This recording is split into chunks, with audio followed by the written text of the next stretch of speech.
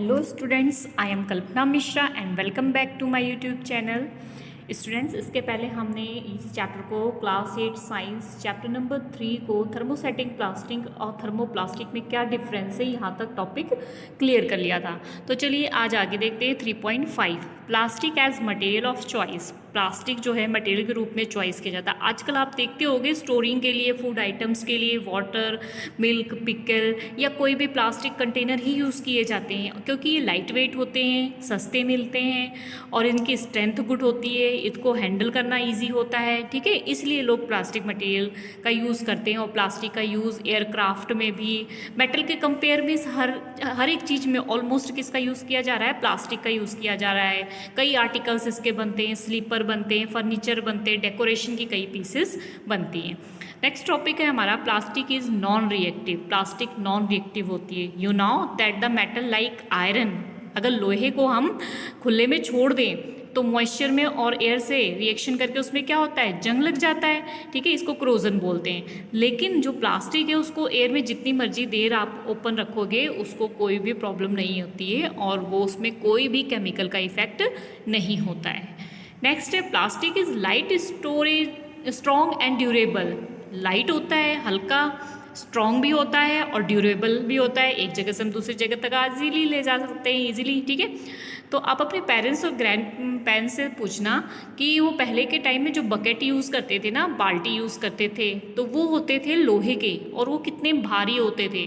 और अब क्या यूज़ होते हैं? सारी चीज़ें प्लास्टिक की यूज़ होती है क्योंकि ये लाइट भी वेट होती है, हल्की होती है, मजबूत होती है और ड्यूरेबल, एक जगह से दूसरी जगह ले जाना आसान होता है और अलग अलग साइज़ और शेप में मिलते हैं जिससे अच्छे लगते हैं और सस्ते होते हैं। ठीक है, तो आप हाउस होल्ड की अपने घर में जो डेली यूज़ किए जाते हैं ना उनकी लिस्ट बनाइए कि आप कौन कौन सी चीज़ें प्लास्टिक के यूज़ करते हैं। नेक्स्ट है प्लास्टिक जो है पुअर कंडक्टर है। प्लास्टिक जो है पुअर कंडक्टर होता है। अगर प्लास्टिक पुअर कंडक्टर है तो इलेक्ट्रिसिटी के जो भी चीज़ें होती हैं, वायर होते हैं, स्क्रू ड्राइवर होते हैं, ये सारी चीज़ें किसकी बनाई जाती है?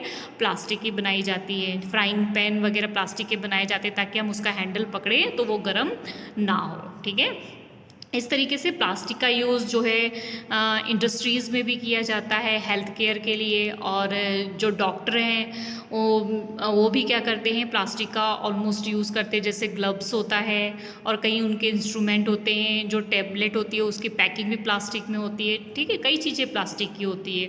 कुकवेयर्स जैसे माइक्रोवेव, ये सारी चीज़ें किसकी बनी होती है? प्लास्टिक की बनी होती है। ठीक है, स्पेशली जो प्लास्टिक का यूज़ किया जाता है वो कौन सा होता है? टेफ्लॉन। ठीक है, ये डू नॉट स्टिकली और इसमें तो ऑयल वगैरह भी ज़्यादा नहीं लगता है। और कुकवेयर में इसकी नॉन स्टिक के आपने बर्तन सुने होंगे ना, वो टेफ्लॉन होता है जिसमें उसकी कोटिंग होती है और जिसमें ज़्यादा प्रॉब्लम्स नहीं आती, मतलब ज़्यादा ऑयल वगैरह यूज़ नहीं होता है। तो यहाँ पर आपके ना कुछ मटेरियल्स दिए हैं, टाइप ऑफ वेस्ट दिया हुआ है और यहाँ पे जो है दिया हुआ है कि अप्रॉक्सीमेटली टाइम कितना लगता है। जैसे कि पेपर है 10 से 30 दिन में ये ख़त्म होता है, कॉटन क्लॉथ है 2 से 5 दिन महीने में होता है। तो ये बायोडिग्रेडेबल है कि नॉन बायोडिग्रेडेबल, ये पूरा टेबल में लिखा हुआ है। आप इसको ऑब्जर्व करो जिससे आपको बायोडिग्रेडेबल और नॉन बायोडिग्रेडेबल में डिफरेंस अच्छे से पता लगेगा। ठीक है, और जो प्लास्टिक है ना वो फायर प्रूफ प्लास्टिक भी आते हैं जिसको फायरमैन्स यूज़ करते हैं। जब कई बार पानी डालने आते हैं ना, कहीं फायर लग जाती है तो लोग ये पहन के आते हैं। ठीक है, नेक्स्ट है प्लास्टिक और एनवायरनमेंट के बारे में अगर हम देखें तो क्या होता है। प्लास्टिक जो है पॉलीथीन बैग के रूप में यूज़ किया जाता है कोई भी चीज़ को रैप करने में, मतलब लपेट के। ठीक है, घरों में यूज़ किया जाता है।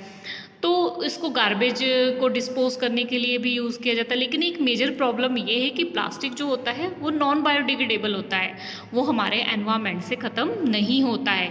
बायोडिग्रेडेबल मीन्स क्या होता है?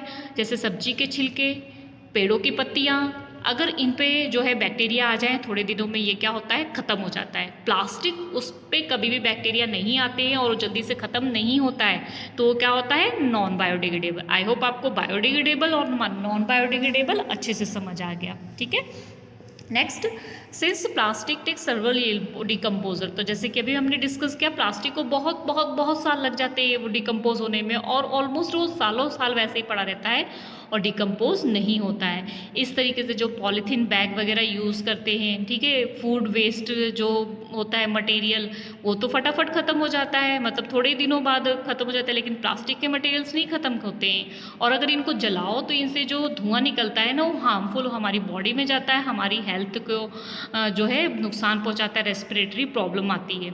इसलिए प्लास्टिक का यूज़ हमें कम से कम करना चाहिए, ठीक है। तो शॉपिंग के लिए अगर हम जाएँ तो अपना jute bag, cotton bag, jute bag क्या होता है, जो रस्सी जो बनती है ना जिसकी उसका बना होता है, तो वो जूट बैग या कॉटन बैग साथ में लेके जाएं, ठीक है। और बायोडिग्रेडेबल का यूज़ करें, नॉन बायोडिग्रेडेबल चीज़ों का यूज़ नहीं करना चाहिए, ठीक है। और प्लास्टिक को अपने घर में भी कम से कम यूज़ करना चाहिए, ज़्यादा प्लास्टिक के मटेरियल को यूज़ नहीं करना चाहिए। अगर मान लो यूज़ कर रहे हैं तो उनका ये 5R प्रिंसिपल जो है उसके ऊपर करना चाहिए। मीन्स उसको क्या करना चाहिए, रिड्यूस करना चाहिए, कम से कम यूज़ करो, रीयूज़ बार बार यूज़ करो, रिसाइकल करवाओ, रिकवर और रिफ्यूज़, ठीक है। ये 5 जो है 5R प्रिंसिपल, इसके रिस्पॉन्स पर आपने जो है स्पेशली जो है उसको यूज़ करना चाहिए, ठीक है।